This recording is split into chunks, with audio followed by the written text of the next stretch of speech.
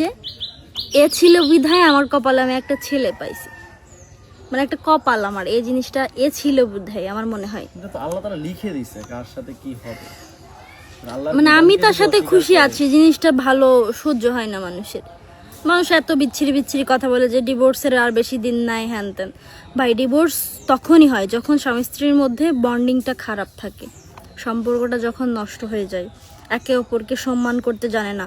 আমি আমার হাজব্যান্ডকে রুমের মধ্যে যদি 5টা থাপ্পড়ও মারি, কিন্তু বাইরে সে আমার মানুষের সামনে তাকে কতটুকু রেসপেক্ট করতে হয় সেটা আমি ভালো করেই জানি। কিন্তু এখনকার সময় ম্যাক্সিমাম মেয়েরা আছে দেখবেন যে হাজব্যান্ডের বাইরে সম্মান করতে জানে না, বেশিরভাগ মেয়েরা আছে।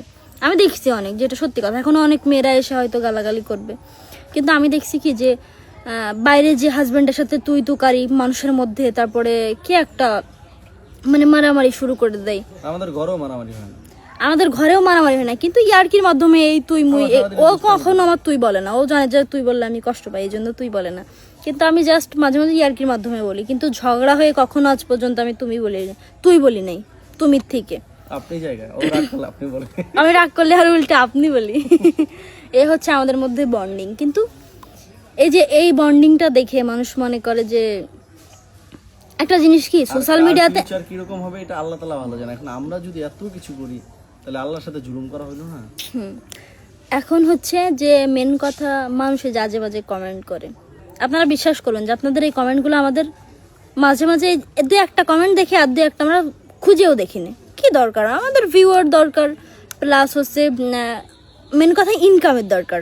এখনকার দেখবেন যে যতই হাজি হোক বা হুজুর হোক, আর্নিং সোর্স কিন্তু মেন ইম্পর্টেন্ট। মানবতার ফেরিয়াল হোক আর যাই হোক, সব হচ্ছে প্রত্যেকটা মানুষই স্বার্থপর। এই যে আমার মান্থলি একটা ডলার আসে, এই ডলারটা আপনার কথায় আমার কি যায় আসে? কিচ্ছু যায় আসে না। আর আপনি যে কমেন্ট করেন আমার বাসার কাজের বুয়া যে যতটুকু যোগ্যতা ততটুকু যোগ্যতা আপনার নাই। আমরা যে এখানে থাকি ওই গেট থেকে আপনারে পারমিশন নিয়ে তারপরে আমার বাড়িতে ঢোকা লাগবে, বুঝেন? মানে ওর গেটের থেকে, এরিয়ার গেট থেকে আপনার পারমিশন নিয়ে ঢোকা লাগবে। তাহলে বুঝেন আমরা কোন সোসাইটি আছে। আর আপনার মতো দু একটা ছোট লোকের মতো কথাবার্তা বললো তাতে আমাদের কি হলো? অহংকার মানুষের মানে না, কিন্তু কিছু কিছু কমেন্ট, হ্যাঁ, কিছু কিছু কমন সেন্স বিহীন মানুষদের জন্য। যাই হোক, আবার সবাই ভুল বুঝবেন না, জাস্ট এটা হচ্ছে থার্ড ক্লাস মানুষের জন্য। ভাই এই যে আমার গোপাল ভাড় পেট, যাকে আমি অনেক ভালোবাসি। Love you love you.